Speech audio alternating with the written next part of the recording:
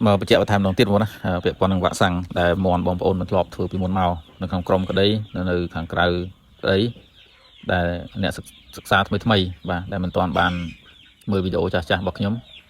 ឡូវខ្ញុំមកបញ្ជាក់បន្ថែមណាពាក់ព័ន្ធនឹងវ៉ាក់សាំងដែលកន្លងមកបងប្អូនមិនទាន់ចូលរៀនហើយ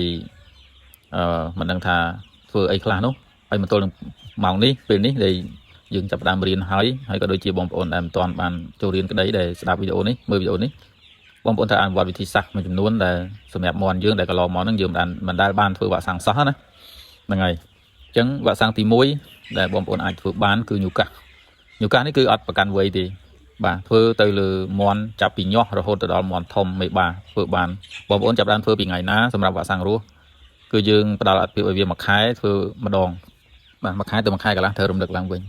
ប៉ុន្តែជាវិធីសាស្ត្រជោគជ័យបងប្អូនអាចធ្វើលើកទី1ចាប់បានធ្វើលើកទី1នៅថ្ងៃណា20ថ្ងៃក្រោយបាទរាប់ពីថ្ងៃធ្វើហ្នឹងទៅ20ថ្ងៃក្រោយរំលឹកឡើងវិញដើម្បីឲ្យអង្គតិកវាដុះឡើងបាទអញ្ចឹងធ្វើលើកទី1នៅថ្ងៃណាសរសេរថ្ងៃទុក20ថ្ងៃក្រោយធ្វើឡើងវិញលើកទី2ហើយបន្តទៅទៀតអាចមួយខែទៅមួយខែកន្លះធ្វើម្ដងអានឹងសម្រាប់វ៉ាក់សាំងរស់លើកទឹកចិត្តឲ្យបងប្អូនធ្វើអាហ្នឹងពីព្រោះមន់ដែលមិនដែលធ្វើសោះបងប្អូនធ្វើវ៉ាក់សាំងងាប់ដែលយើងចាក់ទៅលើវាដោយទន្ទឹងរង់ចាំអង្គតិកវាដុះមកវាយឺតណាហ្នឹងណាបញ្ជាក់ជូនអញ្ចឹងហើយវ៉ាក់សាំងទី2គឺអាសន្នរោគសំខាន់បងប្អូនវ៉ាក់សាំងអាសន្នរោគការពារវ៉ាក់សាំងអាសន្នរោគអាចនឹងមិនទាន់យឺតពេលទេបើសិនជាមន់យើងអាយុមួយខែឬក៏មួយខែកន្លះពីព្រោះវ័យហ្នឹងជាវ័យសមស្របសម្រាប់ការធ្វើហើយអាសន្នរោគហ្នឹងណាជាក់ជូនអាសន្នរោគគឺយើងចាក់ទៅលើមន់អាយុចាប់ពីមួយខែឡើងទៅបាទរហូតដល់មេបាចាក់ប្រញាប់ចាក់ល្អណាអាហ្នឹងគឺមន់បងប្អូនចាប់ដើមធ្វើចាប់ដើមយល់ដឹងហើយចាប់ដើមធ្វើលើវាភ្លាមទៅរាប់ពីមន់អាយុមួយខែឡើងទៅធ្វើទាំងអស់ហើយវ៉ាក់សាំងនេះប្រសិទ្ធភាពវាអាចបាន3ខែ4ខែខ្ញុំបងប្អូនរំលឹកឡើងវិញឲ្យបានទាន់ពេលវេលាហ្នឹងហើយវ៉ាក់សាំងមួយទៀតគឺកូរីសាការពារជំងឺផ្ដាសាយអីហ្នឹងបងប្អូនអាចធ្វើបាននៅចាក់ទៅថ្ងៃណាក៏បានដែរអាហ្នឹងប៉ុន្តែយើងប្រញាប់ធ្វើគឺល្អ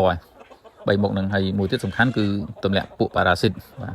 បានន័យថាទម្លាក់ព្រូនវាអីហ្នឹងមន់យើងចាំមកប្រឡែងចោលនឹងដីហ្នឹងវាសម្បូរប៉ុណ្ណឹងណាបានទម្លាក់ព្រូនទៅហើយ